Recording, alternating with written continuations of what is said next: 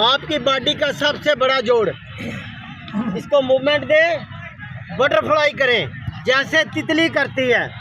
ऐसा करने से आपके इस जोड़ में जितने भी अज़ा हैं, जितने भी सिस्टम है, वो सारे एक्टिव होते हैं।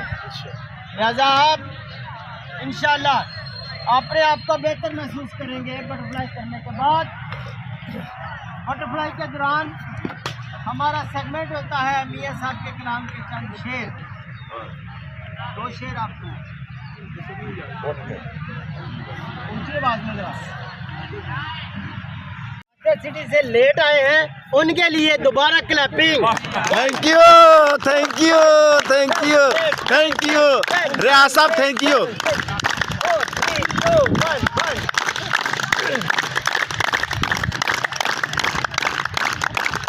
अल्हम्दुलिल्लाह।